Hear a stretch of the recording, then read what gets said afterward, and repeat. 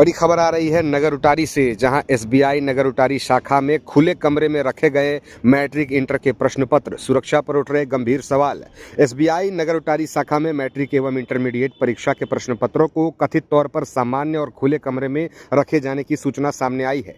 इस घटना के बाद प्रश्न पत्रों की सुरक्षा व्यवस्था पर गंभीर सवाल खड़े हो गए हैं। प्राप्त जानकारी के अनुसार प्रशासन द्वारा मैट्रिक और इंटर की परीक्षा के प्रश्न पत्रों को मजिस्ट्रेट की उपस्थिति में एसबीआई नगर उटारी शाखा के स्ट्रांग रूम में सील कर सुरक्षित रखने का निर्देश दिया गया था।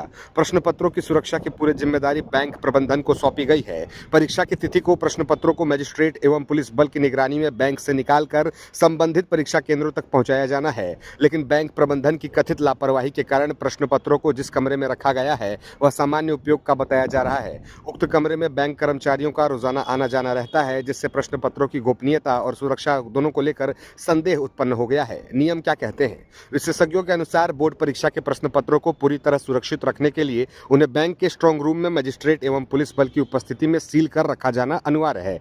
परीक्षा के दिन ही मजिस्ट्रेट और पुलिस की मौजूदगी में स्ट्रांग रूम खोला जाता है और प्रश्न पत्रों को सीधे परीक्षा केंद्र तक पहुंचाया जाता है। इसके बाद स्ट्रांग रूम को पुनः सील कर दिया जाता है। बैंक प्रबंधन का पक्ष जान लीजिए। इस मामले पर एसबीआई नगर उटारी शाखा के सीनियर मैनेजर सरोज केसरी ने बताया कि जिस कमरे में प्रश्न पत्र रखे गए हैं उसी कमरे में बैंक की स्टेशनरी भी रखी जाती है। इसी कारण जरूरत के अनुसार उस कमरे को खोला जाता है। उन्होंने यह भी कहा कि प्रश्न पत्रों की सुरक्षा से संबंधित सभी नियमों का पालन किया जा रहा है। प्रशासन की प्रतिक्रिया भी जान लीजिए। मामले को लेकर एसडीओ प्रभाकर मिर्घा ने कहा कि उन्हें इस विषय की जानकारी नहीं थी। यदि बैंक प्रबंधन द्वारा प्रश्न पत्रों की सुरक्षा में किसी प्रकार की चूक या लापरवाही बरती गई है तो यह अत्यंत गंभीर मामला है और पूरे मामले की जांच कर दोषियों के विरुद्ध कड़ी कार्रवाई की जाएगी।